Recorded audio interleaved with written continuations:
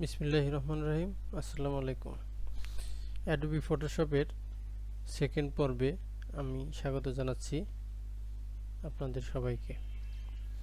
আজকের বিষয়টা হচ্ছে অ্যাডোবি ফটোশপের প্রথম ভিডিওতে আমি অ্যাডোবি ফটোশপের মেনু সম্পর্কে, টুল সম্পর্কে, ব্যালেন্স সম্পর্কে একটু আলোচনা করেছিলাম।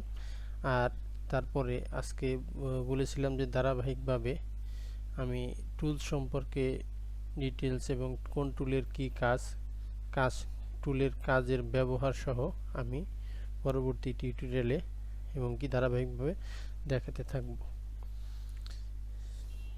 তারই ধারাবাহিকতায় আজকে অ্যাডোবি ফটোশপের দ্বিতীয় পর্বে কাজগুলো আমরা দেখব। তাহলে প্রথমে আমরা মুভ টুলের কাজ দেখছি, লেসো টুলের কাজ দেখছিলাম, তারপরে রয়েছে আমাদের ম্যাজিক টুলের কাজ, স্লাইস টুলের কাজ, আইড্রপার টুলের কাজ এবং অন্যান্য টুলের কাজ। তাহলে আমরা প্রথমে স্লাইস টুলের কাজটা দেখি। স্লাইস টুলের কাজ কিভাবে করব, ধরেন যে এখানে অনেকগুলো ছবি একসাথে আছে, আমার প্রত্যেকটা ছবি আলাদা আলাদা দরকার। তখন আমি আলাদা আলাদা যদি আমি এই ক্রপ টুল ব্যবহার করেও কিন্তু এই কাজটা করতে পারি। ক্রপ টুল ব্যবহার করতে গেলে আলাদা আলাদা ফাইল আমাকে সেভ করতে হবে। আর স্লাইস টুলের কাজটা হলো, স্লাইস টুল দিয়ে আমি খুব সহজে অটোমেটিক আলাদা আলাদা ফাইল আকারে ফাইলটা নিতে পারি। কিভাবে নিতে পারি দেখেন, এই একটা সিলেক্ট হইলো, এখানে এই যে আরেকটা সিলেক্ট হইলো, এখানে আরেকটা সিলেক্ট হইলো, আরেকটা সিলেক্ট হইলো। তাহলে আমি প্রত্যেকটা ছবিকে আলাদা আলাদা সিলেক্ট করে নিলাম। এখন শুধু আমি ফাইলটাকে সেভ দিব, সেভ ফর ওয়েব দিলাম, ওয়েব দিয়ে সেভ দিলাম। এখানে একটা ইমেজ আছে, এই ইমেজের ভিতরে ফাইলটা সেভ হবে। আমি ইমেজ ফোল্ডারটা ডিলিট করে দিলাম, কারণ অন্য ইমেজের সাথে হয়তো এটা মিশে যাবে।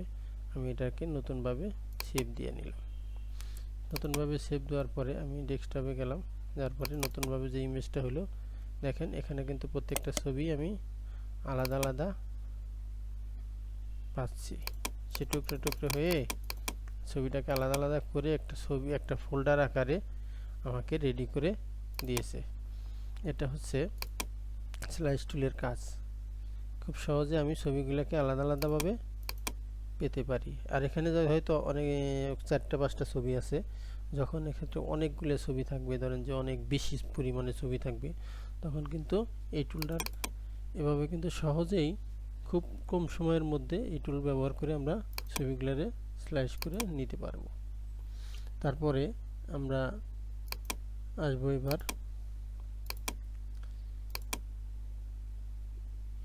স্পট হিলিং ব্রাশ টুল। এই স্পট হিলিং ব্রাশ টুলের মাধ্যমে আমরা এই টুলের কাজটা কি, সেই টুলের কাজটা আমরা একটু দেখব। সেজন্য আমাদের একটা স্পট যুক্ত একটা ছবি আমরা নিয়ে নিয়েছি, পর্দায় দেখতে পাচ্ছেন। এখন এই স্পট হিলিং টুলের মাধ্যমে আমি কিভাবে এটাকে কাজ করি, কিভাবে স্পটগুলোকে রিমুভ করব, সেজন্য আর সেটা দেখার জন্য লেয়ারটাকে আমি একটা কপি করে নিলাম, যাতে আমার কাজের পরবর্তীতে আমরা এটা ডিফারেন্সটা বুঝতে পারি। তাহলে প্রথমে একটা ভালো ছবির যেখানে ভালো অংশটা আছে সেখানে আমি আইড্রপার দিয়ে একটা এই স্পট হিলিং ব্রাশ টুল দিয়ে অল্টার চেপে ধরে, কিবোর্ড থেকে অল্টার চেপে ধরে একটা ক্লিক করে নিব। ক্লিক করে নেওয়ার পরে যেখানে স্পট আছে স্পটের উপরে আমরা ক্লিক করব। দেখেন স্পটের উপর যখন আমি ক্লিক করছি, স্পটগুলো খুব সহজেই পরিষ্কার হয়ে যাচ্ছে, দেখতে পাচ্ছেন। এখন এক্ষেত্রে আবার স্পট অনুযায়ী আমাকে ব্রাশটা ছোট এবং বড় করে হতে পারে। যখন আমি ছোট স্পটগুলোতে ধরবো তখন আমি একটু ছোট করে নিব, আর যখন একটু বড় স্পটগুলোতে কাজ করব তখন আমি প্রয়োজন মতো এখানে গিয়ে বড় করে নিব। যখন আমি একটু বড় স্পটে কাজ করব তখন এই দেখেন সহজেই কিন্তু স্পটগুলো রিমুভ হয়ে যাচ্ছে।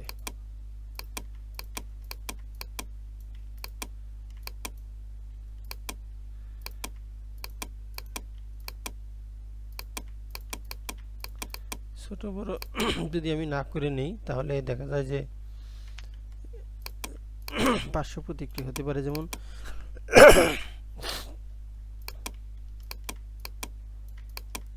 এরকম দেখো একটা স্পট আছে ছোট, আমি একটু বড় করে নিলাম, তাহলে দেখা যায় যে ওই পাশের বড় স্পটের পাশের যে সাইডের ইফেক্টগুলো সেটা আমি আমার স্পটের ভিতরে চলে আসতে পারে, কাজের ভিতরে চলে আসতে পারে। সেজন্য আমি স্পট অনুযায়ী ব্রাশটাকে ছোট এবং বড় করে নিব।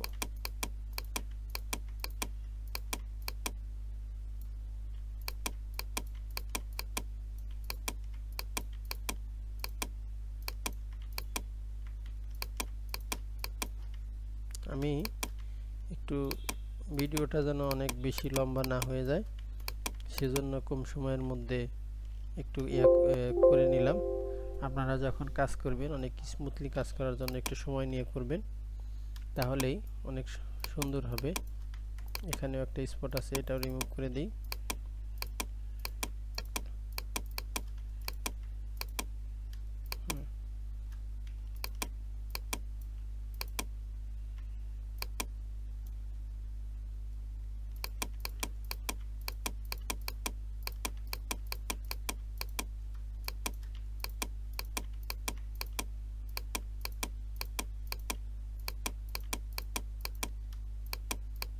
এবার আমরা দেখব যে পূর্বের অবস্থানটা কি ছিল আর এখনকার অবস্থানটা কি হলো। তবে ভিউয়ার্স দেখতেই পাচ্ছেন যে পূর্বে আমাদের অবস্থাটা ছিল এরকম একটা, আর এখনকার অবস্থা হচ্ছে এরকম। আমরা যদি দুইটা ছবিকে পাশাপাশি করি,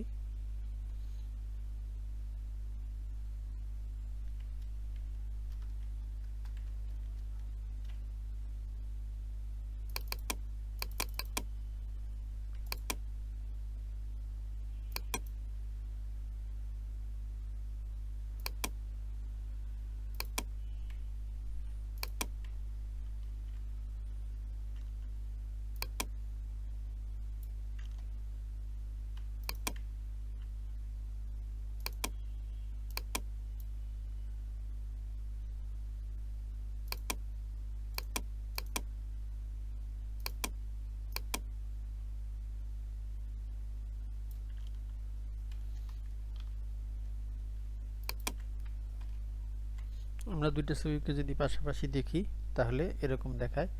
এটা ছিল স্পট যুক্ত আর এটা হলো স্পট মুক্ত। তাহলে ভিউয়ার্স আমরা আজকে দেখলাম যে একটা ছবিকে, যেহেতু অ্যাডোবি ফটোশপ একটি রাস্টার গ্রাফিক্স সফটওয়্যার, এটা ছবি রিলেটেড কাজটা এখানে বেশি প্রাধান্য পায়। তাহলে আমরা অ্যাডোবি ফটোশপের মাধ্যমে এবং কি স্পট হিলিং ব্রাশ টুলের মাধ্যমে কিভাবে আমরা এই ছবির স্পটগুলো রিমুভ করলাম সে বিষয়টা আমরা দেখলাম। আর কিছু টুল রয়েছে যেমন ম্যাজিক টুলের কাজ আমরা হয়তো গত টিউটোরিয়ালে দেখেছি। লেসো টুলের কাজ আমরা সিলেক্ট করা, কিভাবে আমরা সিলেক্ট করতে পারি সেটা হচ্ছে লেসো টুলের কাজ। আমাদের প্রয়োজন অনুযায়ী সিলেক্ট করে নিতে পারি, ঠিক আছে। সিলেক্ট করে আমরা ইন্ডিভিজুয়ালি সিলেক্ট করে আমরা কাজ করতে পারি। এটা হচ্ছে পাত আকারে সিলেক্ট করার মতো। এখানে এই টুলের কাজ হলো যেখানে আমি শুরু করব সেখান পর্যন্ত এনে শেষ করতে হবে। আবার দেখেন এটা সিলেক্ট করার পরে কিন্তু আমি এই অংশটাকে কিন্তু আমি মুভ করে নিতে পারবো। দেখেন এটা হচ্ছে সিলেকশনের কাজ। আর এটা হচ্ছে যে ম্যাগনেটিক অটোমেটিক, আমি যেদিকে যাব অটোমেটিক সিলেক্ট হইতে যাবে প্রয়োজন অনুযায়ী, যেখানে যেরকম প্রয়োজন আমি সেখানে এরকম সিলেক্ট করব। আর এটা হচ্ছে ম্যাজিক টুলের কাজ। আমার কোনো ছবির কোনো অংশটাকে কোনো একটা কালারকে ভিউয়ার্স, এটা হচ্ছে ম্যাজিক টুলের কাজ। ম্যাজিক টুলের কোনো অংশটাকে, ছবির কোনো অংশ বা যেই কোনো বিষয়ের যে কোনো কালারের অংশটাকে যদি আমরা সিলেক্ট করতে খুব সহজে, আমরা যদি এই টুল দিয়ে সিলেক্ট করে যাই, কেমন স্ক্রিনগুলোকে ইন্ডিভিজুয়ালি ধরা কিন্তু সম্ভব না, অনেক জটিল। সেক্ষেত্রে কোনো বিশেষ স্ক্রিনকে ধরার জন্য আমরা এই ম্যাজিক টুল ব্যবহার করতে পারি।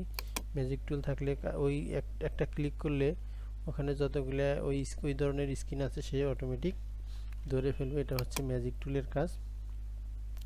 ঠিক আছে, আমরা ম্যাজিক টুল, তারপরে লেসো টুল, আর রেক্ট্যাঙ্গেল টুল, মুভ টুল, ঠিক আছে, আর বাকি সব টুল, অন্য অন্য যত টুল আছে, আমরা কাজের মাধ্যমে কাজ করার ক্ষেত্রে যখন যেটা প্রয়োজন হবে তখন ওই কাজের মাধ্যমে আমরা সরাসরি টুলের কাজ সহ আমরা দেখতে পারবো।